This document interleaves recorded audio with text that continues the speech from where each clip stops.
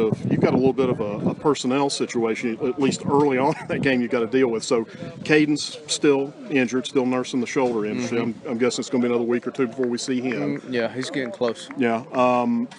X has got to sit out the first half of this game. Right. Yeah. Okay. He's good in the third quarter. So that at least for the first half, you're a little thinner than maybe you normally are. Anything out of the ordinary? Does it change anything you're going to be thinking of? I mean, does it influence your ability to go to like let's say a dime package if you needed to? No, we still got that package. With our guys. If you had an injury with what you got going into the first half, then then all of a sudden it does, probably modify some things. But as long as we stay healthy, with the three guys, and we'll be fine, with any package we want to go to. And then Jeremy Levels, back from his hamstring from camp, so so he'll go with us on the trip and give us a fourth guy. So you still got an emergency guy, at least to get you to halftime until X-ray's cleared, for the third quarter. Okay. So in watching a little bit of film on Texas State, really push the ball out to the edges, but that quarterback's got an arm where he can square off and drop one behind you, too.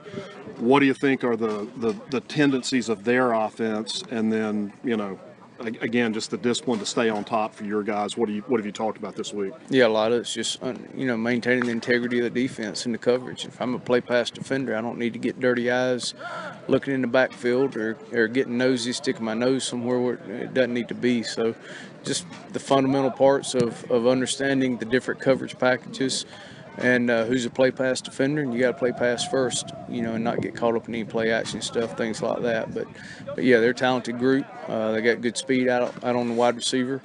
Quarterback's an athletic guy. He can move around with his feet and still, scramble and throw the ball downfield. So they're a much improved team. Got a lot of guys back, from last year's group. When you look at this year's film, you recognize a lot of those same jersey numbers from last year. So anytime you have that, then they're going to be better, and that's the thing that our guys need to understand. I feel like they do understand is that they're a better team than they were last year, and we got to go out there and prepare to play our best. I noticed that a play they like to use a lot of times, they'll offset that running back beside the quarterback, and then he'll motion out, and they'll just turn and throw almost a kind of a quasi-bubble screen to him, and then the receivers are coming up and acting as his blocking group in front of him. They'll send him to the side with trips.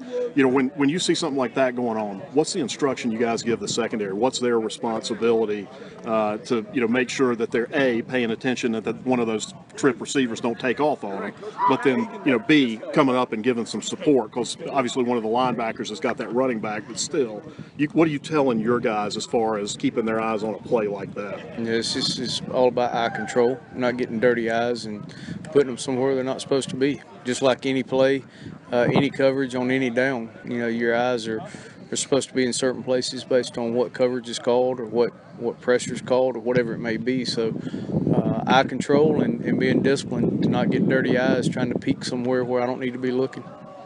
What in terms of you mentioned some of their abilities and that they're a better team than they were last year.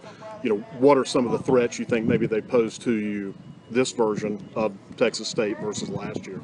Just a more seasoned team. I mean, the consistency with coaching staff from one year to the next.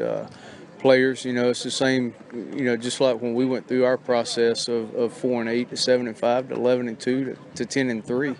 Is a lot of that was with the same players and just got better each year, understanding the scheme, understanding the culture.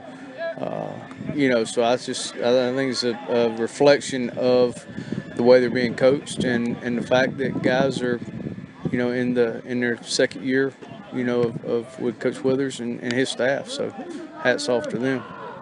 Good deal.